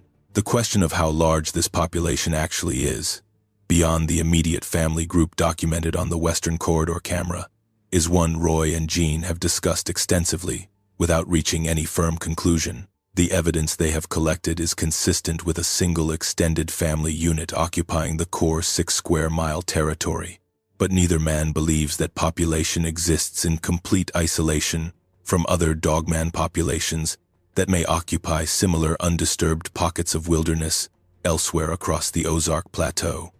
The broader Ozark Street, Francis National Forest, spans well over 1 million acres across multiple non-contiguous units, stretching from the Boston Mountains through the Springfield Plateau into the Arkansas River Valley. And vast sections of that acreage, particularly the more remote wilderness and semi-primitive areas, receive minimal to no regular human foot traffic in any given year. If the Richland Creek Wilderness supports one such family group, there is no principled reason to assume it is the only pocket of similarly undisturbed Boston Mountains or broader Ozark terrain capable of supporting another. That question connects directly to something Roy has started doing over the past several months that represents the next phase of an investigation he has no intention of stopping, regardless of how it has already reshaped his life. He has begun, carefully and slowly, cross-referencing his own findings against scattered, informal reports from other wildlife services contractors and game and fish field staff working other sections of the Ozark Plateau, reports that never made it into any official channel for the same structural reasons Roy's own findings never have. Unexplained livestock losses, unusual track sign, dismissed at the time as an oversized bear or a misidentified cougar, brief, unsettling encounters written off privately and never discussed publicly. Jean's institutional relationships, from 3 decades with the agency, have made this quiet cross-referencing possible in a way it never would have been for Roy working alone. 2 other contractors, in counties to the east and south of Newton County, have shared informal, off-the-record accounts with Jean over the past several months that share enough structural similarity to Roy's own documentation. Large canid tracks, inconsistent with known species, livestock losses with unexplained wound patterns, night vocalizations described in strikingly similar terms that Jean now believes the Richland Creek population is very likely not isolated, but represents one node in a wider, sparse network of similarly hidden populations scattered across the more remote, undisturbed portions of the Ozark Plateau's forested interior. None of that broader network has been documented with anything approaching the rigor Roy has applied to his own 6 square miles, and Jean is careful, in every conversation, to note the difference between his own accumulating suspicion and anything resembling proof. But the pattern, taken as a whole, across multiple counties, multiple independent observers with no contact with one another prior to Jean's quiet outreach, and no shared source material or online community influencing their accounts, is difficult to explain as coincidence or contagion. It looks, increasingly, like a picture of the Ozark Plateau considerably more populated by unclassified apex and near-apex predators than anyone, official or otherwise, has ever previously mapped. What all of this means for the immediate future of Roy's investigation is, by his own admission, uncertain. He does not have a plan beyond continuing to document what he can, as carefully and as safely as he knows how, while making no move toward the kind of public disclosure that would end his career and very likely bring exactly the outcome he has spent a year trying to prevent. He has started, quietly, setting aside a portion of his own trapping income toward better equipment, a higher resolution camera system, GPS-tagged collection protocols for any future track evidence, treating this private investigation with the same seriousness he has applied to his professional field work for 18 years, even though it will never appear on any resume, never be submitted to any journal, and never be seen by anyone outside the small, trusted circle he has built around it. Jean, for his part, has started using some of his retirement time to dig further into historical agency records from his own 31 years with game and fish, looking specifically for other unresolved incident files from across the wider region that might have been logged, the way his own cattle injury photographs were, under a vague mountain lion classification, without ever being fully investigated or explained. He has found, so far, 4 additional case files scattered across the 1990s and 2000s from counties across the northern half of the state that he believes, based on the wound patterns and track descriptions recorded at the time, may represent additional undocumented encounters with this same, broader population. The picture that emerges from all of this, 7 months into an investigation that began with one man finding a body he could not explain on a cold October morning, is not a single, isolated anomaly. It is a pattern, quiet and scattered, and deliberately unrecorded by the institutions that would normally be responsible for documenting exactly this kind of wildlife activity, stretching across a significant portion of the Arkansas Ozarks, hidden not through any conspiracy but through the simple, cumulative effect of dozens of individually rational people choosing silence over the professional and personal cost of speaking. There is one more piece of this story that Roy asked us to include, because he considers it the clearest evidence he has that whatever is sharing that ground with him operates by rules he still does not fully understand, rules that have, so far, he allowed him to keep walking that drainage week after week without incident, despite everything he has documented about the danger present there. In late August, close to a year after the original discovery, Roy found something at the base of the same white oak where he had first found the Dogman's body the previous October. A second carcass, smaller, badly decomposed, positioned in almost exactly the same depression where the first had lain. Roy's initial read, working through the same careful documentation process he had applied to the original discovery, was that this was a second Dogman, likely one of the subadult individuals from the July family grouping, dead of causes he could not immediately determine given the advanced state of decomposition. What he found on closer examination, and what Diane confirmed after reviewing his photographs, complicated that read considerably. The wound pattern on this second carcass did not match the violent, decisive predation evident on the first. This animal showed no significant external trauma at all. Diane's tentative assessment, offered with the same careful qualifications she has applied to everything else in this investigation, was that the animal had most likely died of natural causes, disease or injury, unrelated to predation, and had either made its way to that specific spot on its own before dying, or had been moved there deliberately after death. If the second explanation holds, and Roy believes it does, based on the specific placement in the same depression where the first body had lain the year before, it suggests something Roy has turned over more than almost anything else in this entire investigation. It suggests these animals may return their own dead to specific, meaningful locations, a behavior that, if confirmed, would place them well beyond even the considerable intelligence Roy has already documented in their handling of surveillance equipment and their apparent understanding of territorial signaling through carcass placement. It would suggest something closer to ritual, or at minimum, a form of memory and deliberate behavior around death that no known predator species exhibits. Roy has not been back to that specific site since documenting the second carcass. He photographed it, the same careful, methodical process he applied a year earlier, and left it exactly as he found it. He told us he could not make himself disturb it further, not out of any procedural caution this time, but out of something closer to the same instinct that made him back away from the deer carcass at the northern boundary marker back in January. A clear, wordless sense that some things in that drainage are not his to interfere with, regardless of how much he wants to understand them. That is where this investigation stands as of this recording. An ongoing, careful, entirely private record kept by a federal trapper and a retired game warden, built across nearly a full year of field work inside a 12,000-acre wilderness area that most people who live within an hour of it have never set foot in and never will. Neither man expects that record to become public in any official capacity. Neither man has any illusions about what would happen to his career and his standing in the community if it did.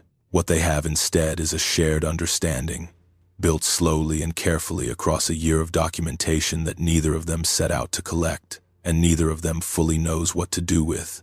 that the Boston Mountains hold something considerably more complex, more hierarchical, and more intelligent than the tourist maps and Forest Service brochures describing the Richland Creek Wilderness as prime habitat for deer, turkey, and black bear have ever accounted for. Roy still checks his cameras. He still runs his trapline. He still drives home most evenings along the same gravel Forest Service road he has driven for 18 years, past the same gate, down the same ridge, toward the same small community of deer where his family has lived for 3 generations.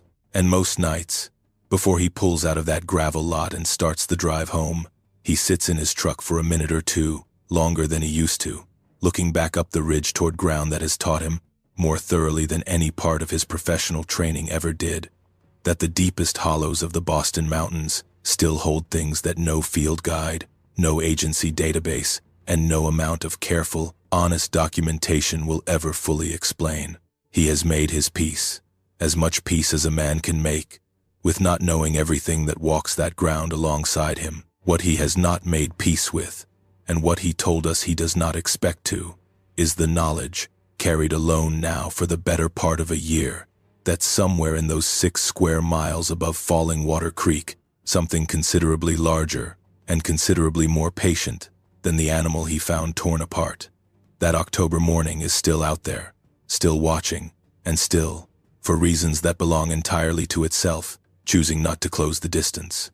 It is worth stepping back at this point and placing what Roy documented against the wider body of Dogman research that has accumulated across North America over the past several decades, because the Boston Mountains case does not exist in isolation, and understanding where it fits inside that larger pattern is part of what makes it credible rather than simply strange. Linda Godfrey's work, beginning with her original reporting on the Bray Road sightings near Elkhorn, Wisconsin in the early 1990s, established the modern framework most Dogman researchers still use: a large, bipedal, canine-headed animal, generally nocturnal, associated with water sources and undisturbed forest, capable of moving on 2 legs or 4 depending on speed and terrain, and displaying behavior that consistently suggests intelligence beyond ordinary predator cognition. Godfrey's decades of case collection across Wisconsin, Michigan, and beyond documented recurring behavioral themes that show up again and again across witnesses who had no contact with one another and no shared knowledge of each other's accounts: deliberate avoidance of direct confrontation, territorial marking, apparent awareness of human observation technology, and a consistent physical description that holds remarkably steady across a huge geographic range and a huge span of time. The 1887 account from Wexford County, Michigan, involving 2 lumberjacks who reported encountering a creature with a man's body and a dog's head deep in a logging camp, predates any of Godfrey's modern documentation by more than a century, and establishes that this is not a phenomenon invented by internet culture or manufactured by any single researcher's influence. Steve Cook's 1987 radio song, written as an April Fool's prank without any prior knowledge of the folklore it accidentally tapped into, triggered a flood of calls from listeners describing encounters that predated the song by years, sometimes decades, evidence that the underlying phenomenon existed independently of and before any modern cultural framework gave it a name people felt comfortable using. What the Boston Mountains case adds to that established pattern is a level of sustained, methodical, long-term documentation that almost no other single case file in this field has managed to produce. Most Dogman encounters, across the entire history of the phenomenon, are single events: a sighting on a road at night, a brief trail camera clip, an unsettling half-minute that a witness carries with them for the rest of their life without ever gathering anything beyond their own memory and maybe a blurry photograph. Roy's case is different because Roy's professional training gave him the tools and the instinct to treat what he found, the way he treats every other piece of field evidence in his career, methodically, with careful documentation, cross-referenced against known species, revisited and expanded over time rather than experienced once and left behind. 11 months of continuous data collection inside a single defined territory is, as far as either Gene or Diane are aware, without precedent anywhere else in the published or informally circulated Dogman research community. That sustained documentation is what allowed this case to move beyond simple sighting reports into genuine behavioral ecology. Seasonal activity patterns tracking deer movement, territorial boundaries mapped across nearly a year of camera placement, evidence of family structure and possible sexual dimorphism, and, most significantly, direct physical evidence that this population exists within a local food web complex, enough to include a predator capable of killing it. No other case file, either Jean or Diane, have encountered in their own research attempts to answer that particular question. What, if anything, preys on the Dogman itself? Because almost no other investigation has run long enough, or been rigorous enough to even ask it. The absence of confirmed physical remains has always been one of the central arguments skeptics raise against the entire Dogman phenomenon. The reasonable point that if a breeding population of large, unclassified predators has existed across North American forests for over a century, someone should eventually have found a body. Roy's October discovery, imperfect as the evidence around it is, given that the remains themselves were dragged away before any formal collection could occur, represents one of the only documented instances in the entire field where a witness photographed actual physical remains in a state detailed enough to establish clear morphological features: the elongated canine skull, the fur type and coloration, the limb proportions, inconsistent with any known North American mammal. That the remains were subsequently removed by what the evidence strongly suggests was another member of the same population, rather than lost to scavenging or decomposition alone, adds a layer of behavioral significance that few other researchers in this field have ever had the opportunity to document. A population apparently recovering and relocating its own dead, deliberately, within days of a death occurring. Diane, in one of her later conversations with Jean, offered a comparison that neither Roy nor Jean had considered before she raised it. Drawn from her own academic background, studying social carnivore behavior, wolves, she noted, do not typically retrieve or relocate the bodies of pack members killed by rival packs or other predators, though there is some limited documentation of grief-adjacent behavior in wolves and other social canids. Individuals lingering near a dead pack member, reduced activity following a loss. What Roy documented, a body actively relocated from an open discovery site to what appears to be a more concealed or more significant location, goes beyond anything documented in known canid behavior and edges into territory more commonly associated with elephants, some primate species, and orcas, animals known for complex social bonds and observable responses to death within their social groups. Diane was careful, again, to frame this as speculative pattern matching rather than a confirmed conclusion, but she told Jean directly that if Roy's interpretation of the relocation is correct, it represents one of the most behaviorally significant pieces of evidence collected in the entire history of Dogman research, regardless of how small and how private the circle of people aware of it currently remains. That significance is exactly what makes the institutional silence surrounding this case feel, to both Roy and Jean, like a genuine loss rather than simply an inconvenience.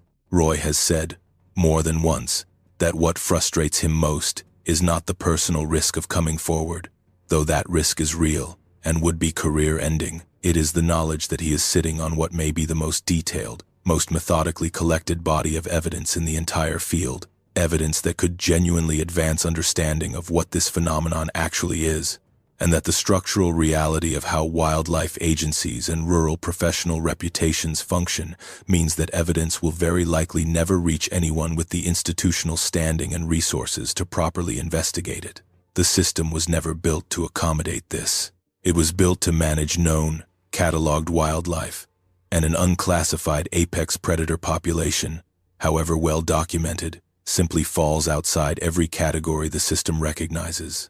Roy told us, near the end of our final conversation, that he sometimes thinks about what it would take for that to change, for an agency or a university, or some combination of the two, to take a case like his seriously enough to send trained researchers into that drainage, with the kind of resources he has never had: real camera trap networks, DNA collection protocols, radio collaring, the full apparatus of modern wildlife biology applied to a population that has, as far as anyone can tell, gone completely undocumented by science for as long as people have lived in these hills. He does not think it will happen in his lifetime, not because the evidence is not strong enough, but because no institution wants to be the first to put its name on a claim this far outside the accepted boundaries of what North American wildlife biology recognizes, regardless of how carefully documented the case behind it might be. The professional risk of being wrong, or even of being right but ridiculed for saying so, outweighs, for every institution capable of conducting that kind of investigation, whatever scientific value the discovery itself might carry. That is the quiet tragedy sitting underneath this entire case, larger, in some ways, than the animals themselves. A federal trapper and a retired game warden have spent nearly a year building the most detailed behavioral record of an unclassified predator population in the documented history of this phenomenon, working entirely alone, entirely without institutional support, entirely at personal and professional risk, and the most likely outcome, given everything both men understand about the world they work within, is that this record will simply sit in a closet tote and a series of encrypted hard drives, known to a handful of trusted people, until Roy or Jean eventually decides, or is forced by circumstance, to let it go entirely.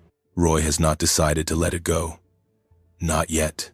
He keeps driving out to that gravel trailhead most weeks, keeps servicing his cameras, keeps adding entries to a log that has grown, by his own count, to well over 100 separate observations across the past year, far beyond the 43 entries that had accumulated by the time the April footage changed everything. He does it, he told us, because someone has to, because the alternative is letting an entire hidden layer of the Boston Mountains ecosystem go completely unrecorded, the way it has for as long as anyone can trace back through family memory and archived oral history, and because some quiet, stubborn part of him refuses to accept that not knowing is better than knowing something nobody else will believe. The Richland Creek Wilderness sits exactly where it has always sat, roughly 2 hours from Fayetteville, a little further from Little Rock, 12,000 acres of some of the roughest country in the eastern half of the country, cut through with waterfalls most visitors only see in spring when the creek is running high,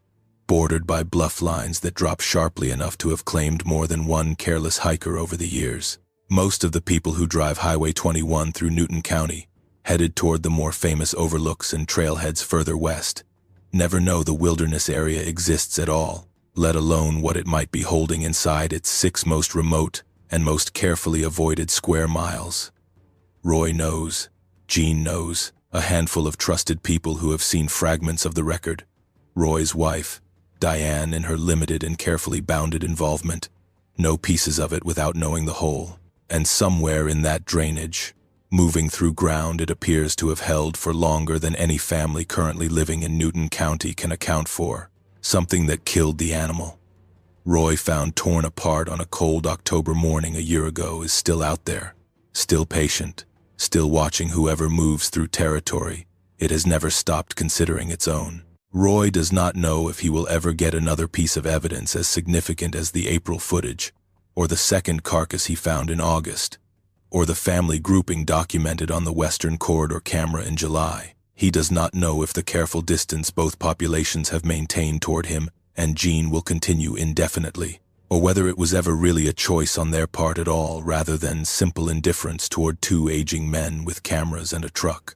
What he does know, walking that ground the way he has for 18 years, and will likely continue to walk it for as many more as his knees and his nerve allow, is that the Boston Mountains are not finished revealing what they hold. Some of it may never surface beyond a private log in a closet and a handful of trusted conversations. Some of it, if Roy has anything to say about it, will keep being documented anyway, quietly, patiently, by a man who has decided that bearing witness to something this significant, even in complete isolation, matters more than the comfort of pretending he never found what he found on that ridge above Falling Water Creek.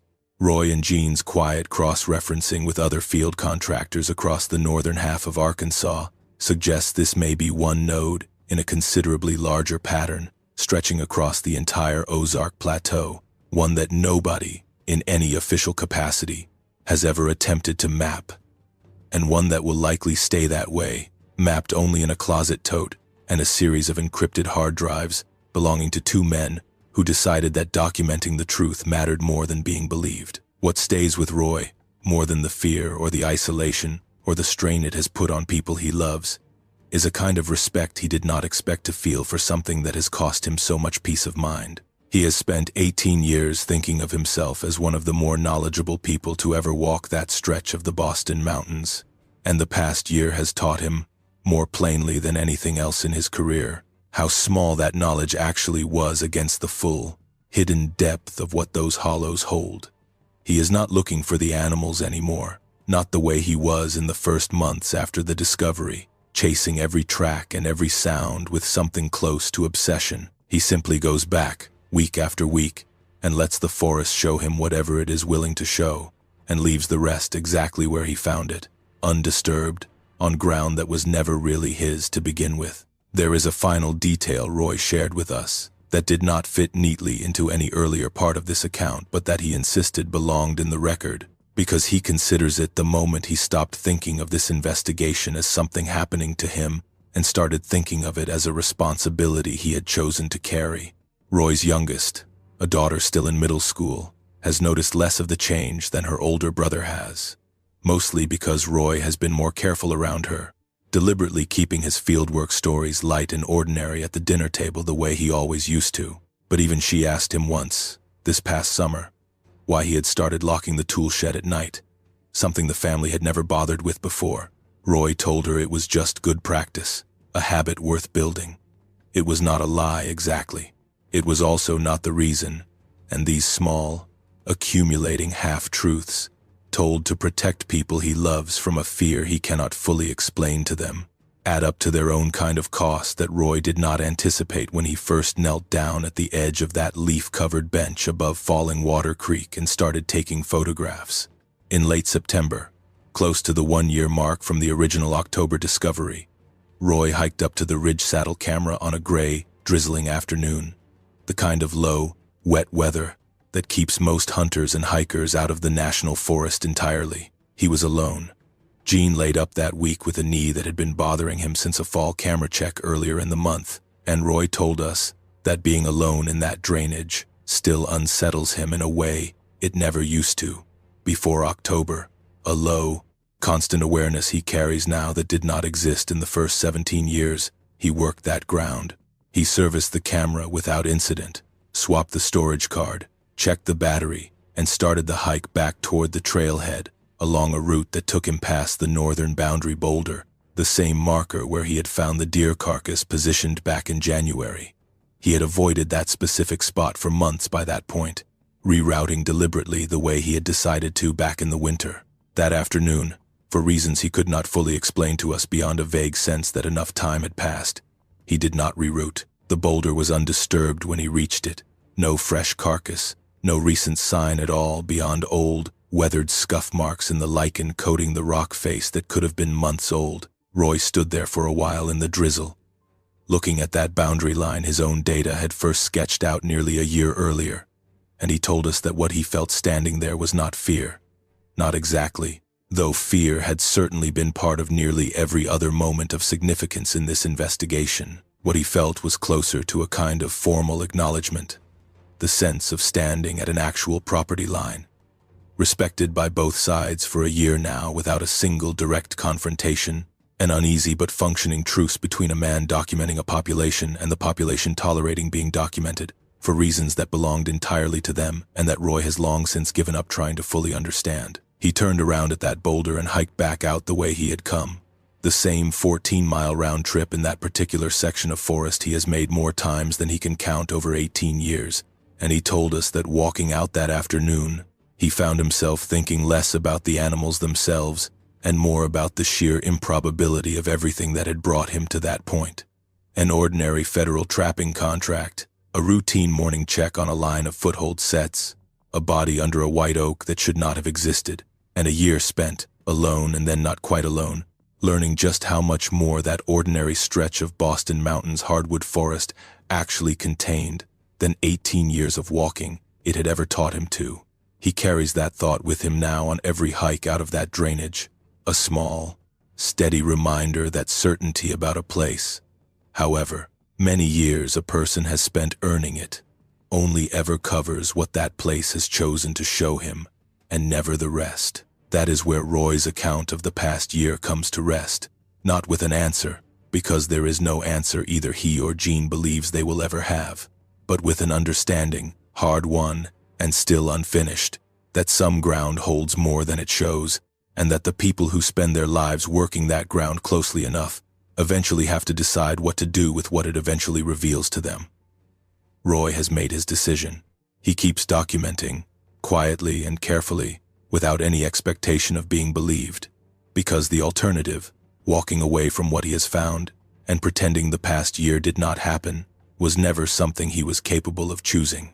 The Richland Creek Wilderness will still be there next season, the waterfalls still running high after spring rain, the bluff lines still dropping 200 feet toward a creek most visitors never see beyond the handful of maintained overlooks near the trailhead.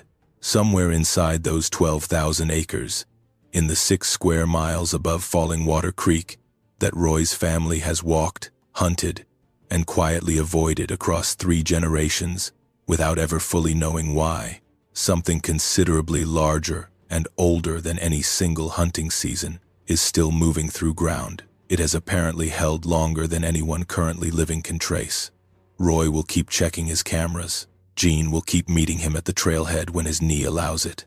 And the record they have built together, private and unfinished and likely to remain that way, will keep growing. One careful, documented entry at a time, in a closet tote in a small house in Deer, Arkansas, holding evidence of something the rest of the world has no framework for, and, for now, no reason to believe.